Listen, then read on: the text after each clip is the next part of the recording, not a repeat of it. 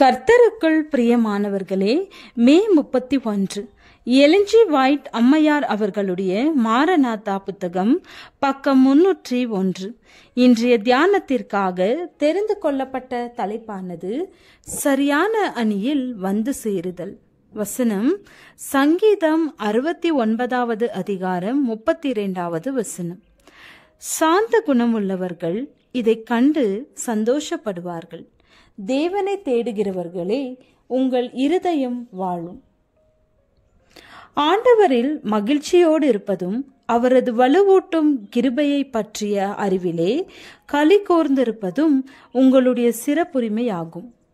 உங்களது சிந்தனைகளையும் இருதயத்தையும் அவரது அன்பு உடைமையாக கொள்ளட்டும்.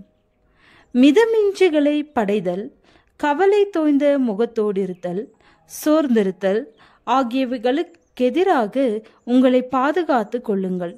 ஒரு உயர்த்துகின்ற சாட்சியை அழியுங்கள். இருண்டு அதைரியப்படுத்தும் காரியங்களினின்று உங்கள் கண்களை திருப்புங்கள். நமது மாபெரும் தலைவரான இயேசுவை நோக்கி பாருங்கள். அவருடைய விழிப்புள்ள மேற்பார்வைக்கடியில் எந்த நிகழ்கால சத்தியத்திற்காக நமது ஜீவியத்தையும் நமக்குள்ள எல்லாவற்றையும் கொடுத்து கொண்டிருக்கிறோமோ, அந்த நிகழ்கால சத்தியம் முடிவிலே மகிமையாக வெற்றியடைய காத்திருக்கிறது. ஆம், இயேசு இருதயத்தில் வாசம் பண்ணி கொண்டிருக்கிறார் என்றும், அவர் நம்மை தாங்குகிறார், பலப்படுத்துகிறார், தேற்றுகிறார் என்றும் காணப்படட்டும். ஒவ்வொரு நாளும் அவரது பரிசுத்த ஆவி ஒரு வளம் செறிந்த அளவிலே நமக்கு வழங்கப்படுவது நமது சிறப்புரிமையாகும். நாம் உலகத்திற்கு கூறி அறிவிக்கின்ற தூதின் முக்கியத்துவத்தையும் அதன் இலக்கை பற்றியும் விரிவான கருத்துக்களை நாம் கொண்டிருக்க வேண்டும். நம் ஆண்டவர் அவரது பிரமாணத்தினின்று அதிசயமான காரியங்களை உங்களுக்கு வெளிப்படுத்த விருப்பத்தோடு இருக்கிறார். மனத்தாழ்மையோடு அவருக்கு முன்பாக காத்திருங்கள். நாம் வாழ்கின்ற காலங்களை பற்றி நன்றாக புரிந்து கொள்வதற்காகவும் அவருடைய நோக்கத்தின் கருத்துக்களை முழுமையாக பெற்றுக்கொள்வதற்காகவும் ஆத்ம ஆதாய ஊழியத்திலே திறமைகள் பெருகுவதற்காகவும் ஊக்கமாக ஜெபியுங்கள். இந்த உலகத்தின் மீது சீக்கிரமாக வரப்போகின்ற காரியத்தை குறித்து சிந்திப்பது, ஆழ்ந்து ஆராய்வது நமக்கு நன்மையாக இருக்கும். அற்பமான காரியங்களுக்கும் அல்லது சுயத்திற்கான காரியங்களை தேடுவதற்கும் நேரமில்லை.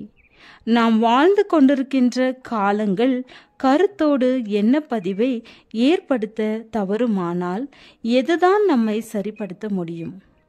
தெளிவாக புரிந்து கொள்ளும் மனிதர்கள் இன்று தேவைப்படுகிறார்கள். முழு நிறைவான சீர்திருத்த ஊழியம் ஒன்றிலே வழிநடத்த பரிசுத்த ஆவியினால் அடக்கி ஆளப்படுவதற்கு விருப்பமானவர்களை தேவன் அழைக்கிறார். நமக்கு முன்பாக நெருக்கடியான ஒரு நேரம் இருப்பதை காண்கிறேன். ஆண்டவர் நமது வேலையாட்களை வரிசையில் வந்து நிற்கும்படி அழைக்கிறார். கடந்த ஆண்டுகளை விட இப்பொழுது தேவனுக்கு ஆழமான உண்மையான அர்ப்பணிப்பின் நிலையிலே ஒவ்வொரு ஆத்மாவும் நிற்க வேண்டும். சமீபத்தில் இரவு வேளையில் எனக்கு முன்பாக கடந்து சென்ற காட்சிகளால் நான் ஆழமாக உணர்த்தப்பட்டேன். ஒரு மாபெரும் இயக்கம் ஒன்று காணப்பட்டது. ஒரு எழுப்புதலின் ஊழியம் அநேக இடங்களில் முன்னேறி சென்று கொண்டிருந்தது. தேவனுடைய அழைப்பிற்கு செவிசாய்த்து நமது மக்கள் வரிசையில் சேரத்தக்கதாக நகர்ந்து சென்று கொண்டிருந்தார்கள். நாம் அவரது சத்தத்தை கவனமாக கேட்க மாட்டோமா? நாம் நமது விளக்கின் திரியை ஒழுங்காக கத்தரித்து நேர்த்தியாக்கி நமது ஆண்டவருடைய வருகைக்காக நோக்கி கொண்டிருக்கும் மனிதர்களைப் போல நடந்து கொள்ள மாட்டோமா? விளக்கை ஏந்தி செல்வதற்கும் முனைந்து செயல்படுவதற்கும் அழைப்பு விடுக்கின்ற நேரம் இது. ஜெபம்.